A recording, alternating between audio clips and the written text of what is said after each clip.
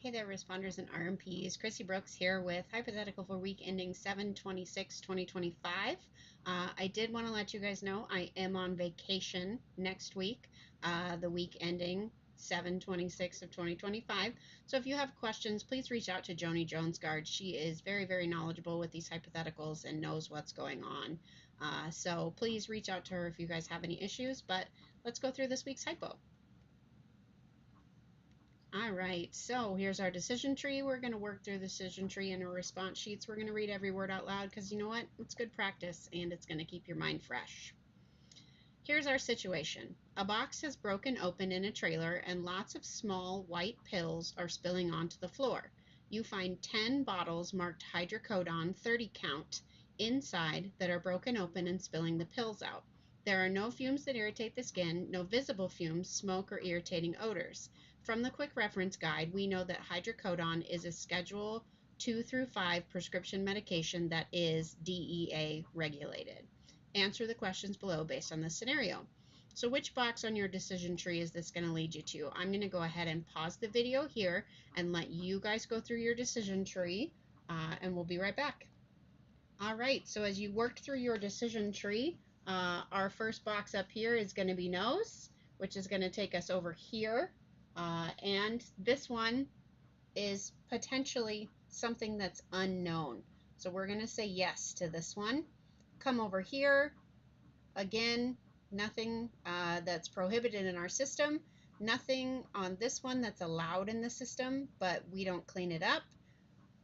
Over here, remember this one is edible liquid. If it's an edible liquid, we say yes. If it's not, we say no, which is going to end us up down here in the yellow box. So we need to have a designated responder cleaning up this damage. So yellow box.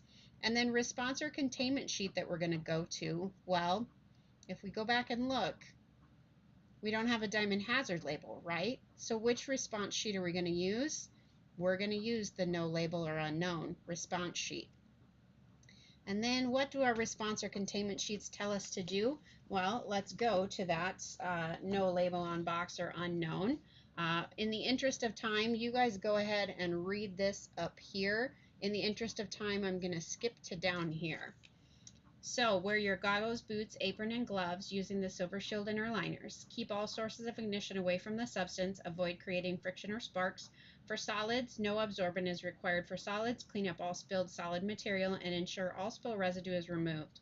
Place the absorbed material into the lined spill tray using a plastic shovel, fiber broom, and our plastic dustpan. Transport the package to the package service center for further processing. U.S. small package, continue to the waste disposal flowchart and decontamination checklist. All right, so no absorbent required for solids. That was one of the first things that I said. That would be response action step number 3 on your sheet.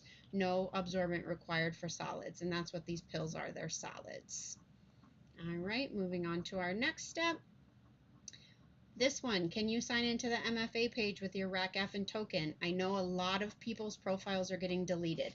The best thing to do, number 1, go in and change your PIN number. Number 2, go in and change your RACF ID password. This is where you can reset your PIN code. And then to reset your RACF ID password, you just type the word password into the applications and you'll get a little passwords RACF. Follow the directions in that, reset your RACF password, then give it a try signing in again. So hopefully you're going to get a yes on that. Yes, I can get into ETT with my own login and credentials. And I know that I need to access that waste disposal flowchart electronically for every leaker that I'm going to dispose of. Yes. And then going through our waste disposal flowchart for this one. So a spilled or leaking liquid or powder or surrendered to the DMP package, that's what we've got. We didn't spill outside of a vehicle except when in the facility. We didn't enter a drain and we don't have reportable quantity listed on the shipping papers.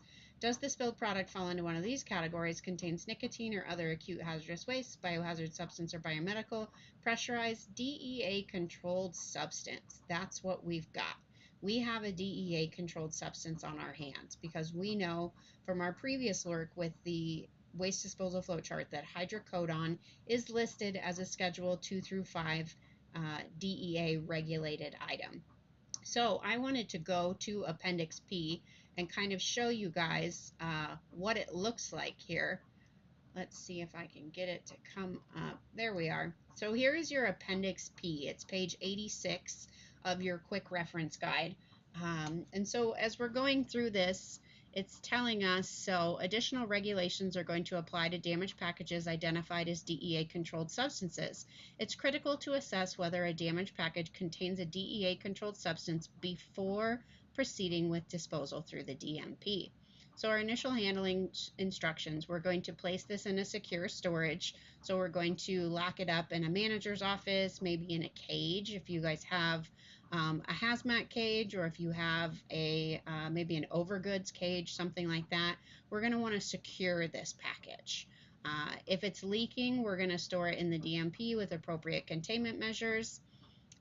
So this is the listing of our DEA controlled substances. If it's a Schedule 1, so if it's an illicit drug, if it's not something that is a medical substance, you're going to have these, and you're going to immediately contact your facility's security representative if you find one of these Schedule 1s.